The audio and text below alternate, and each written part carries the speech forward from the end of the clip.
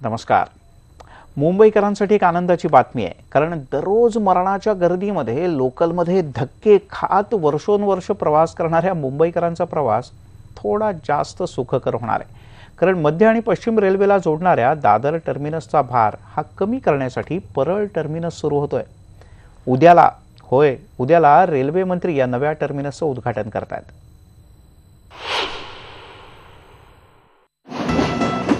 Platform क्रमांक 1 की local. दादरच्या या तुफान गर्दीवर आता परळचा उतारा मिळालाय. कारण दादर टर्मिनसवरचा भार कमी करण्यासाठी नवीन परळ टर्मिनस सज्ज झालंय. रविवारी रेल्वे मंत्री पियुष गोयल यांच्या हस्ते या नव्या कोरा टर्मिनसचं उद्घाटन झालं की दादरमधली प्रवाशांची गर्दी निम्म्यानं कमी होईल. इतकंच नाही तर टाटा, KEM, वाडिया रुग्णालयात जाणाऱ्या रुग्णांना देखील याचा मोठा फायदा होणार आहे. दादर के बाद ये अगला स्टेशन है जहाँ सेंट्रल वेस्टर्न में कनेक्टिविटी है. You can change the corridor central to western and vice versa. तो बहुत सारे काम किए. पहले तो टर्मिनल लाइन बनाई गई और एक्स्ट्रा प्लेटफॉर्म बनाया गया, और उससे प्लेटफॉर्म के साथ साथ फिर फुट ओवर ब्रिज हैं, कवर ओवर शेड हैं, लिफ्ट्स हैं, एस्केलेटर्स हैं, पाथवेज हैं. काफ़ी काम हुआ है. खरं तर पूर्व आणि पश्चिम रेल्वे जोडणारं एकमेव स्टेशन आहे दादर. त्यामुळे या स्टेशनच्या प्रत्येक प्लॅटफॉर्मवर पाय ठेवायला जागा नसते. कारण इथं एकट्या मध्य रेल्वेनं रोज प्रवास करणारे प्रवासी आहेत तब्बल 3 लाख. पश्चिम रेल्वेनं प्रवास करणारेही तेवढेच. त्यात दादर स्टेशनच्या विस्ताराला जागाच उरली नाहीये. त्यामुळे परळ स्टेशन टर्मिनस प्रवाशांसाठी जणू वरदानच ठरणार आहे. परळ टर्मिनसचे नवे पूल प्रभादेवी स्थानकाला जोडले गेलेत. इथं सायडिंगचीही सोय आहे. परळ टर्मिनसमुळे दादर आणि कुर्ला स्थानकांवरचा ताण कमी होतोय. दादरमध्ये तांत्रिक अडचणी आल्यास परळहून अधिक गाड्या सोडणं शक्य होईल. नंतर लांब पल्ल्याच्या गाड्या देखील परळ टर्मिनसहून सोडल्या जातील.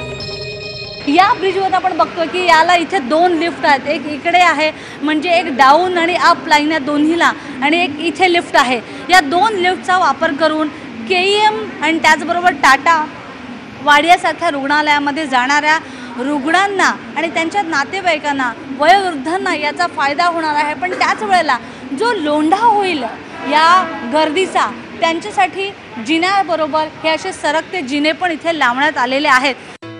दादरला येणाऱ्या आणि दादरहून सुटणाऱ्या लोकलची एकूण संख्या आहे 60. त्यातील 30 ट्रेनची ये-जा आता परेल टर्मिनसहून होणार आहे. यहाँ पे मोस्टली जो कॉर्पोरेट्स है यहाँ पे ही है, और यहाँ पे चढ़ते समय हम लोग को चढ़ने नहीं मिलते, क्योंकि दादर वाले जो उतरने वाले रहते हैं ना, वो लोग आके ट्रेन के इधर खड़े रहते हैं. मतलब जिधर चढ़ने का रहता है ना उधर ही खड़े रहते हैं. तो हम लोग को इधर से चढ़ने नहीं मिलता है. यही मेन तकलीफ है. आपल्याला गावी जायचं असेल तर आपल्याला CST किंवा पनवेल या ठिकाणी जावं, दादर ठिकाणी जावं लागेल. तर ह्या ठिकाणी खूप लोकांना फायदा होईल. याचा प्रवाशांचा खूप फायदा होईल. रश कमी होईल. जी फिजिकली त्यांना जो त्रास व्हायचा प्रवासांना तो कमी होईल. लोकल ही मुंबईची जीवनवाहिनी. आता नवीन परळ टर्मिनसमुळे या जीवनवाहिनीत नवी जान येणार हे नक्की. स्वाती लोखंडे ढोके, न्यूज 18 लोकमत, मुंबई. कसा आहे हा नवा परळ टर्मिनसचा पादचारी पूल? या नव्या परळ टर्मिनसवर लोकलनं प्रवास करणाऱ्या मुंबईकरांसाठी काय आणि कशा प्रकारच्या सुविधा देण्यात आल्या आहेत याचा आढावा आपण पाहिला. स्वाती लोखंडे यांनी घेतलेला. प्रभादेवी आणि परेल स्टेशन या सेंट्रल आणि वेस्टर्नचा संगम करणाऱ्या या नव्या परेल टर्मिनसच्या ब्रिजवर मी आहे. पण त्याच्या समोरच आपण पाहतोय तुटलेल्या अवस्थेतला एक पादचारी पूल, जो खरं तर त्या चेंगराचेंगरीचा एक साक्षीदार आहे. या पुलाचं तुटणं गरजेचं होतं, कारण त्याच्यानंतरच आपण पाहतो ही डेव्हलपमेंट होताना बघायला मिळते. परेल टर्मिनसचा जो आपण ब्रिज आहे तिथे आपण पाहतो की किती भला मोठा आहे. म्हणजे किमान एक साधारणतः एकाच वेळेला एक जर आपण माणसं अशी उभी केली तर किमान 10 ते 12 लोक एकत्रपणे चालू शकतात. एवढा भला मोठा हा विस्तारित किंवा विस्तृत हा पादचारी पूल तयार करण्यात आलेला आहे.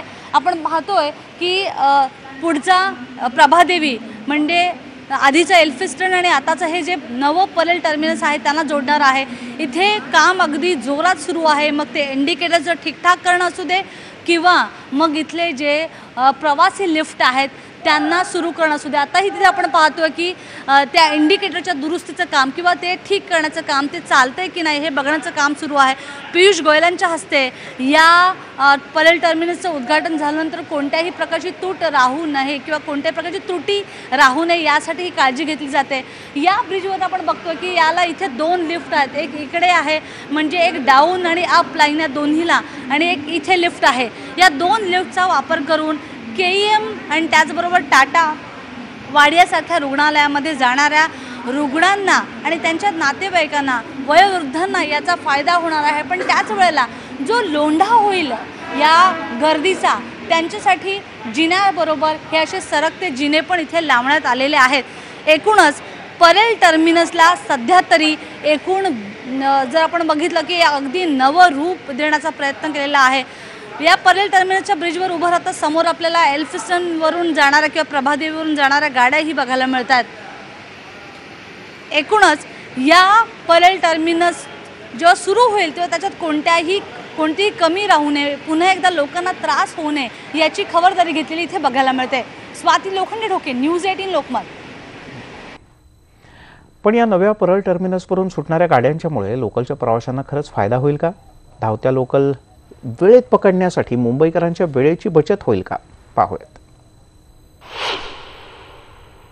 परळ प्रभादेवी जेवढं कमर्शियल हब आहे तेवढंच आहे ते रुग्णालयांसाठी एक मोठं वरदान, कारण इथे 3 मोठाली रुग्णालय एकत्र आहेत. त्यामुळे इथे रुग्णांचा आणि त्यांच्या नातेवाईकांचा राबताही तितका असतो. पण प्रत्येक वेळेला फास्ट ट्रेननं यायचं, दादरला उतरायचं आणि मग स्लो ट्रेन पकडून परेलपर्यंत यायचं असा शिरस्ता किंवा अशी ही पद्धत होती. पण आता परेल टर्मिनस होणार आहे. या परेल टर्मिनसचा लोकांना खरंच फायदा होणार आहे का? लोकांची जी काही त्रास होता फास्ट ट्रेनमधनं स्लो ट्रेन हा सगळा टप्पा ओलांडणं, तर तो कमी होणार आहे का किंवा तो बरा पडणार आहे का त्यांना या परेल टर्मिनसमुळे? लोकांकडून जाणून घेऊया. नक्कीच लोकांना याचा खूप फायदा होईल, कारण आपल्याला गावी जायचं असेल तर आपल्याला CST किंवा पनवेल या ठिकाणी जावं किंवा दादर ठिकाणी जावं लागेल. तर ह्या ठिकाणी खरं खूप लोकांना फायदा होईल याचा.